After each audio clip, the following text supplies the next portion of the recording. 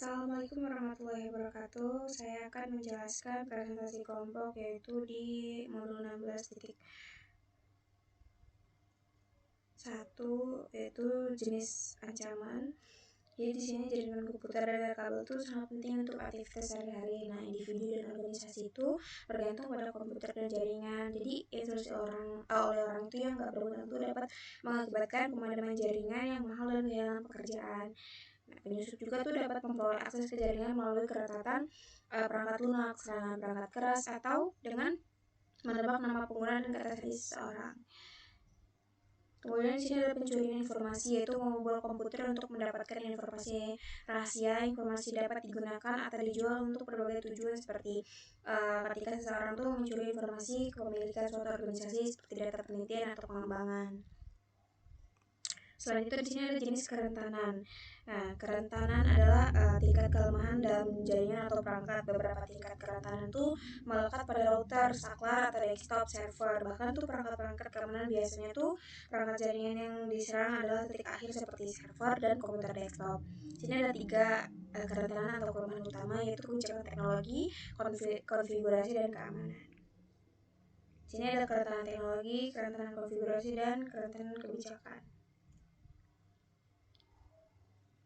Kemudian di sini ada keamanan fisik. Nah, di sini ada area rentan jaringan yang sama pentingnya untuk mempertimbangkan keamanan fisik perangkat. Jika sumber daya jaringan dapat disusupi secara fisik, pelaku ancaman dapat menolak penggunaan sumber daya jaringan. Pertama tuh ada 4 kelas. Yang pertama ada ancaman perangkat keras, yaitu kerusakan fisik pada server, router, saklar, dan pabrik kabel workstation. Yang kedua ada ancaman lingkungan, termasuk suhu ekstrim, terlalu panas atau terlalu dingin. Ketiga ada ancaman listrik, termasuk lonjakan tegangan atau tegangan suplai yang tidak mencukupi pemadam listrik. Keempat, yang terakhir ancaman pemeliharaan. Nah, ini tuh termasuk penegangan komponen listrik utama yang buruk, pelepasan muatan listrik statis, kurangnya suku cadangan penting, kabel yang buruk, dan pelabelan yang buruk. Di sini ada rencanakan keamanan fisik untuk membatasi kerusakan. Baik, mungkin segitu saja yang bisa saya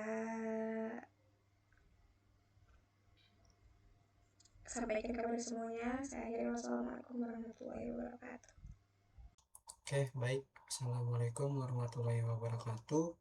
Perkenalkan, nama saya Fandika Nugraha dengan NPM 2578-2097 dari kelas TRI 2D. Nah, pada kesempatan kali ini saya akan melanjutkan presentasi 16.2, yaitu network attacks. Nah, kita bagian 16.21 ini yaitu tipe jenis-jenis malwarenya. Nah, malware itu adalah kode atau perangkat lunak yang dirancang untuk merusak, mengganggu, mencuri, atau melakukan tindakan ilegal pada data perangkat host maupun jaringan. Nah, 3 jenis malware ini yang paling umum adalah virus, worm, trojan, horse. Nah, virus ini dia perangkat lunak berbahaya yang menjalankan fungsi tertentu yang tidak diinginkan dan seringkali merugikan pada komputer. Untuk pemicunya itu virus itu tidak akan aktif atau menyebar sampai pengguna membuka atau menjalankan file atau program yang terinfeksi tersebut. Dan cara kerjanya itu virus menyebar dengan cara menempelkan salinan dirinya ke dalam program atau berkas eksekusi lain. Nah, seperti penyebarannya, dia menyebar dari satu komputer ke komputer lain melalui jaringan, bisa juga flash disk, berbagai file, atau lampiran email. Dan worm, nah ini worm ini dia perangkat lunak yang berdiri sendiri dan mirip seperti virus dalam hal dampak kerusakannya. Untuk cara kerjanya dia berbeda dengan virus.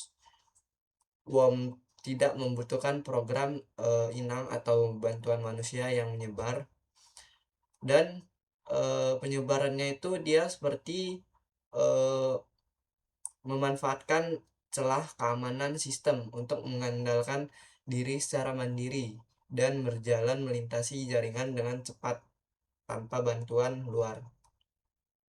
Untuk yang Trojan Horse ini perangkat lunak yang berbahaya. Dia berpura-pura seperti program legal atau aman sehingga pengguna itu tertipu untuk mengunduh dan menjalankannya.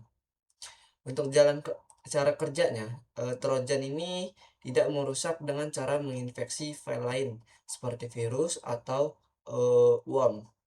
Nah, setelah aktif, Trojan bisa memicu berbagai serangan seperti menampilkan pop-up iklan, menghapus file, mencuri data, menyebarkan malware lain, hingga membuat backdoor bagi si peretasnya. Dia biasanya pemicunya itu menyebar murni melalui interaksi pengguna seperti membuka lampiran email palsu atau mengunduh file dari internet. Nah, sini contoh gambarannya. Ini virus. Nah, dia dikirim ke perangkat device kita. Nah, kita langsung aja ke 16.2. Nah, reconnaissance attacks.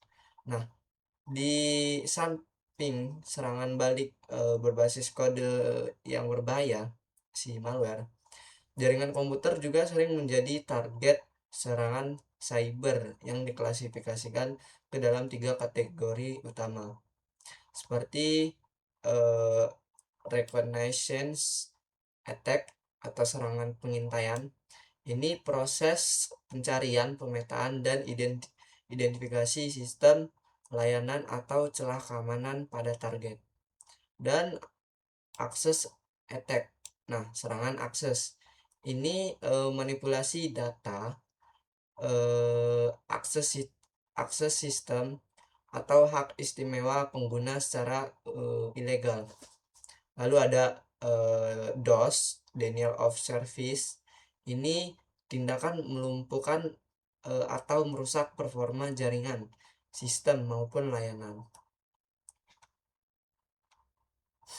Nah, untuk di sini tahapannya internet queries ini dia tujuannya mengetahui ruang alamat IP addressnya.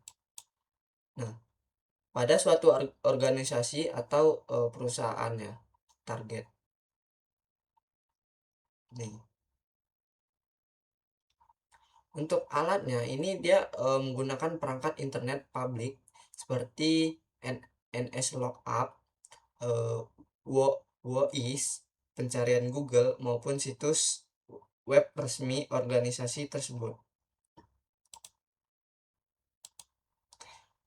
Dan ada ping swap. Nah, ini pemindaian ping. Ini tujuannya adalah setelah ruang alamat IP itu diketahui, penyerang akan memetakan alamat IP mana saja yang berstatus aktif dan sedang berjalan di jaringan tersebut. Untuk cara kerjanya di sini agar proses lebih cepat dan otomatis, penyerang menggunakan alat ping swap seperti F-ping atau G-ping. Lalu ada port scan. Nah, ini pemindaian port. Tujuannya ini setelah menemukan daftar alamat IP yang aktif melalui ping swap, penyerang melanjutkan ke tahap akhir pengintaian, yaitu memindai port pada perangkat aktif tersebut. Nah, untuk cara kerjanya, ini pemindaian ini dilakukan untuk mendeteksi layanan jaringan apa saja yang sedang terbuka atau berjalan di dalam host target. Ini gunanya mencari celah masuk yang lemah. Lalu selanjutnya kita modul 16.2.3 yaitu akses attack, serangan akses.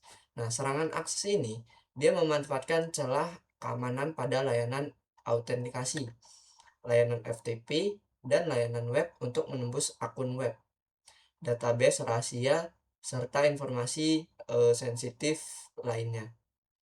Jenis serangan ini memungkinkan individu mendapatkan hak akses ilegal yang menjadi haknya.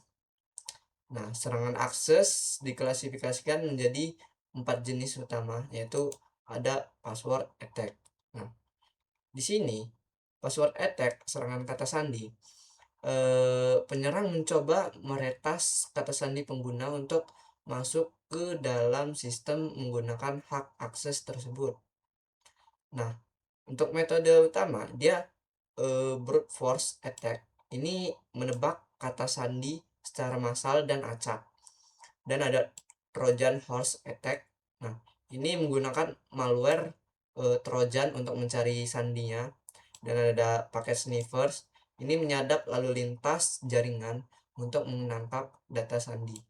Lalu selanjutnya ada trust exploitation. Nah, di sini eksploitasi kepercayaan, dia cara kerjanya, penyerang ini dia menyalahgunakan hak istimewa ilegal dengan memanfaatkan hubungan terpercaya antar perangkat. Nah, untuk skenario nya dia, jika sistem A mempercayai sistem B, dan sistem B ini mempercayai semua perangkat, maka penyerang akan meretas si sistem B dulu, lalu menggunakan posisi sistem B untuk menembus si sistem A tanpa dicurigain. Nah, jadi dia menyamar gitu ya. Lalu ada port redirection.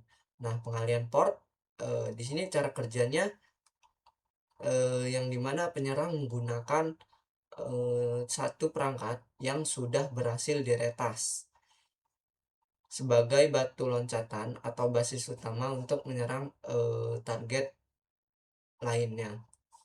Contoh, penyerang A ini masuk ke host A menggunakan SSH port 22 karena host A dipercayai oleh host B.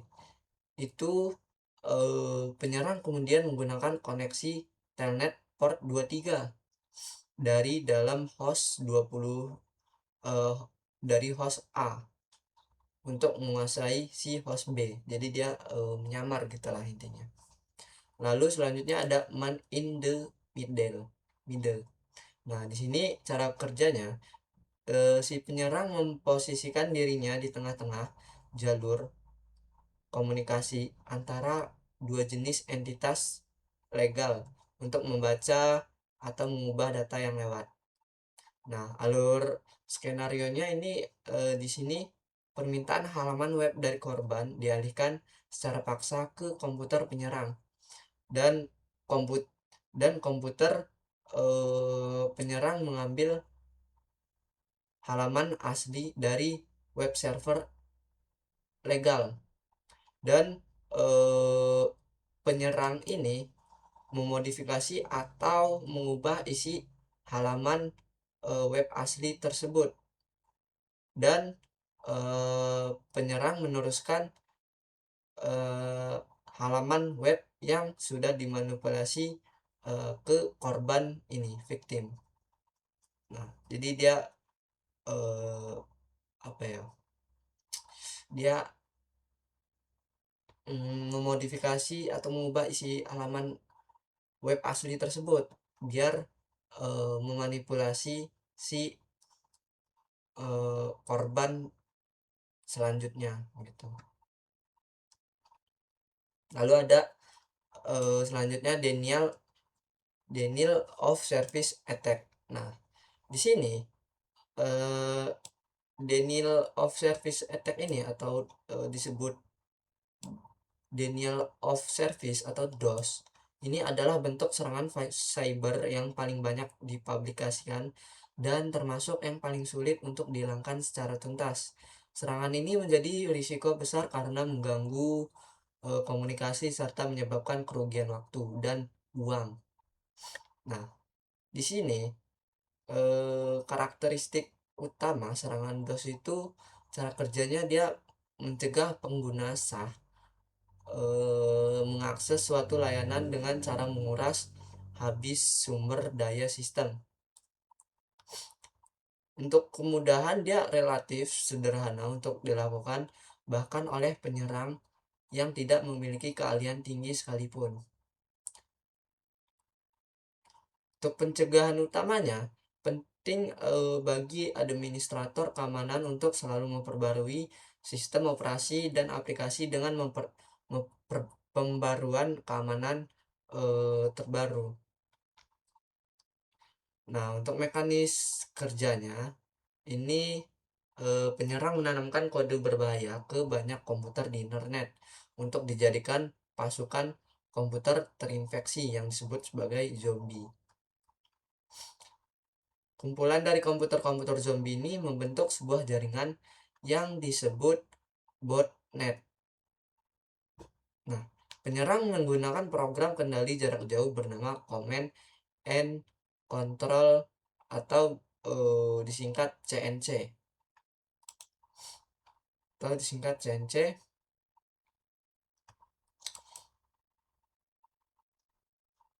Nah, CNC ini untuk menginstruksikan seluruh jaringan botnet tersebut agar menyerang server target secara bersamaan gitu. Oke, cukup sampai di sini saja mungkin saya akhiri. Wassalamualaikum warahmatullahi wabarakatuh. Terima kasih. Oke, saya akan melanjutkan materi dari modul 16 tentang salah satu layers, yaitu network bukan layers. Saya modul 16 tentang network security dari section 3 soal network attacks mitigation.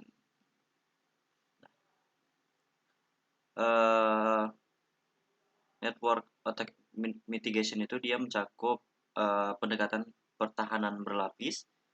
Nah, backup data, pembaruan sistem, AAA, firewall hingga keamanan endpoint.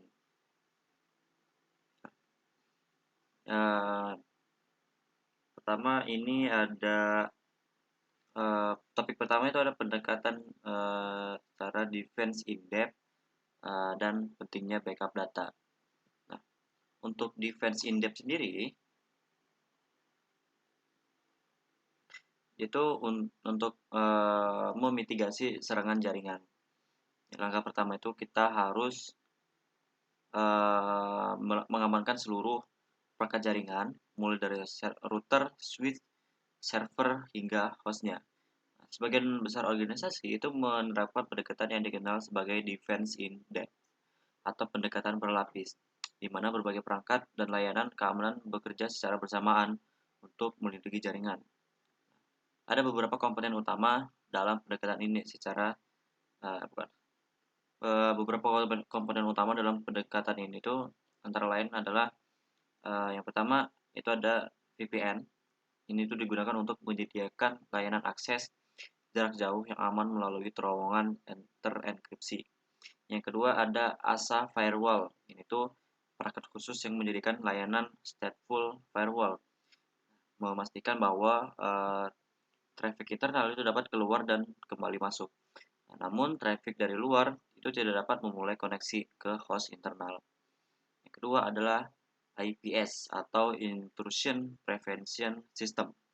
Ini tuh untuk memantau traffic masuk dan keluar untuk mendeteksi malware dan tanda-tanda serangan jaringan serta dapat langsung menghentikan ancaman yang terdeteksi. Yang ketiga yang keempat ada ISA dan WSA. Nah, untuk ISA itu dia memfilter email spam dan mencurigakan. Sedangkan WSA itu dia memfilter situs web berbahaya yang sudah dikenal maupun yang dicurigai. Nah, yang kelima ada AAA server. Nah, ini tuh dia server yang menyimpan basis data pengguna yang berwenang untuk mengakses data, mengakses dan mengelola perangkat jaringan. Nah, yang keenam ada backup data. Nah, selain perangkat keamanan, backup juga merupakan salah satu cara paling efektif untuk melindungi data dari kehilangan.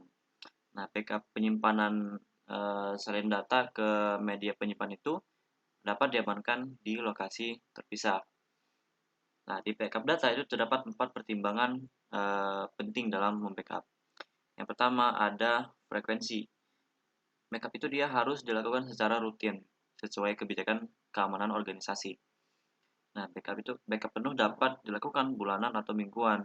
Dengan backup parsial lebih sering untuk file yang berubah. Yang kedua ada penyimpanan. Nah, backup itu selalu divalidasi untuk memastikan integritas data dan prosedur pemulihan dapat berjalan dengan baik. Yang ketiga ada keamanan. Nah, media backup itu sebaiknya disimpan di lokasi lain yang telah disetujui sesuai rotasi harian, mingguan, dan bulanan. Yang keempat itu adalah validasi.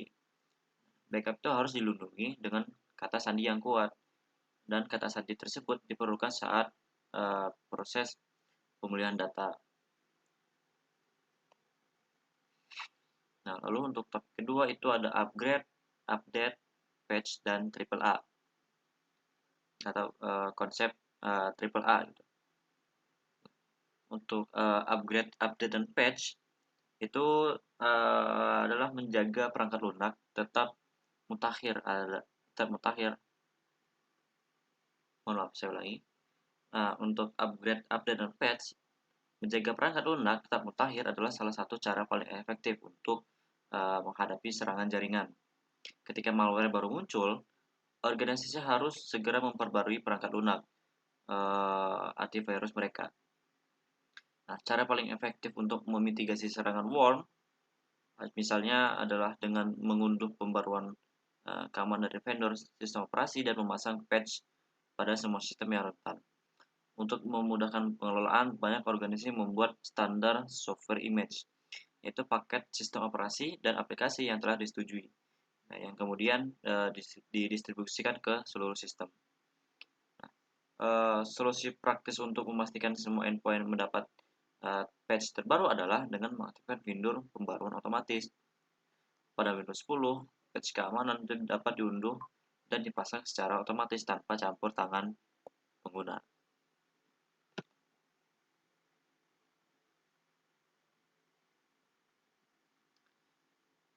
Yang kedua ada AAA atau singkatan dari Authentication, Authorization, dan Accounting.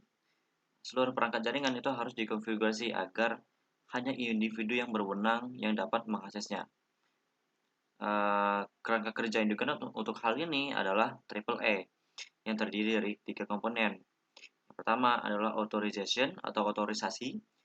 Itu menentukan tindakan apa saja yang boleh dilakukan oleh pengguna yang telah terautentikasi. Menjawab pertanyaan apa yang boleh dilakukan gitu.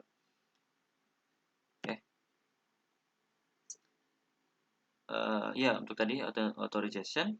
Lalu yang kedua ada authentication atau autentikasi, itu memverifikasi identitas pengguna. Itu menjawab pertanyaan siapa yang boleh masuk. Lalu ada accounting atau akuntansi, itu dia mencatat semua aktivitas yang dilakukan pengguna selama mengakses jaringan. Nah, itu menjawab pertanyaan apa saja yang telah dilakukan. Untuk urutannya tadi agak salah ya. Untuk urutan pertama itu adalah authentication, yang kedua adalah authorization, yang ketiga baru accounting. Gitu. Konsep AAA ini tuh dapat dianalogikan seperti penggunaan kartu kredit. Nah, kartu tersebut dapat mengidentifikasi siapa penggunanya, membatasi berapa yang boleh dibelanjakan, dan mencatat semua transaksi yang terjadi. Nah, lalu selanjutnya ada firewall dan endpoint security. Nah, firewall adalah salah satu alat keamanan paling efektif untuk melindungi pengguna dari ancaman eksternal. Nah, firewall itu dia bekerja dengan mencegah traffic yang tidak diinginkan masuk ke jaringan internet. Firewall jaringan berada di antara dua atau lebih jaringan dan mengontrol traffic yang melewatinya. Sebagai contoh, firewall itu mengizinkan traffic yang berasal dari host internal untuk keluar dan masuk dan kembali masuk, namun memblokir traffic yang diinisiasi dari luar jaringan. Nah, dalam skenario yang lebih kompleks, server yang perlu diakses oleh pengguna luar biasanya dalam skenario yang lebih kompleks, server yang perlu diakses oleh pengguna luar biasanya ditempatkan di zona khusus yang disebut DMZ atau Demilitarized Zone. Nah, DMZ ini dia memungkinkan administrator jaringan untuk menerapkan kebijakan keamanan khusus bagi host yang terhubung di zone tersebut. Nah, terdapat 4 jenis firewall yang umum digunakan. Pertama ada packet filtering. Itu dia mengizinkan atau memblokir traffic berdasarkan alamat IP atau MAC address. Yang kedua ada application filtering. Ini mengizinkan atau memblokir akses berdasarkan jenis aplikasi tertentu melalui nomor port. Yang ketiga ada URL filtering. Itu dia mengizinkan atau memblokir akses ke situs web berdasarkan URL atau kata kunci tertentu. Yang keempat ada Stateful Packet Inspection atau SPI, memastikan bahwa paket masuk merupakan respon yang sah atas permintaan dari host internal. Paket yang tidak diminta akan diblokir, dan SPI juga mampu mengenali serta memfilter jenis serangan tertentu seperti denial of service atau DOS. Untuk endpoint security itu adalah perangkat individual yang bertindak sebagai klien jaringan, seperti laptop, desktop, server, smartphone, dan tablet. Mengamankan endpoint merupakan salah satu tantangan terbesar bagi administrator jaringan, karena melibatkan faktor manusia. Sebuah organisasi harus memiliki kebijakan yang terdokumentasi dengan baik, dan karyawan harus memahami serta mematuhi aturan tersebut. Pelatihan penggunaan jaringan yang benar itu sangat penting, karena kebijakan keamanan endpoint umumnya mencakup penggunaan antivirus, software, dan host intrusion prevention. Solusi yang lebih komprehensif menggunakan pendekatan network access control untuk memastikan hanya perangkat yang memenuhi standar keamanan yang dapat terhubung ke jaringan. Mungkin untuk itu aja materi dari modul 16 dari section ketiga tentang network attack mitigation. Mungkin sekian untuk saya. Terima kasih. Assalamualaikum warahmatullahi wabarakatuh. Perkenalkan, nama saya Salwa Fajira dari kelas 2B dengan NPM 2578254. Di sini saya akan menjelaskan tentang keamanan perangkat. Atau ini langsung aja ke Cisco Auto Secure. Salah satu jaringan yang membutuhkan perhatian khusus untuk menjaga keamanan adalah perangkat. Jika kamu sudah memiliki kata sandi untuk komputer, ponsel pintar atau tablet, apakah itu sekuat yang seharusnya? Nah, di sini kita akan mempelajari tentang auto secure pada Cisco. Kita akan mengaktifkan auto secure untuk digunakan untuk membantu mengamankan sistem seperti pada contohnya. Nah, lalu langsung kata sandi. Nah, sebaiknya kata sandi itu merupakan kata sandi yang kuat, tidak lemah ya teman-teman. Pada tabel ini ada perbandingan kata sandi lemah dan kuat. Jelas terlihat sekali kata sandi yang kuat dan kata sandi yang lemah ini sangat-sangat beda teman-teman. Oke, sebaiknya kita menggunakan kata sandi yang kuat. Lalu ada keamanan kata sandi tambahan. Nah, keamanan kata sandi tambahan ini yang seperti pada Cisco ini ada beberapa langkah.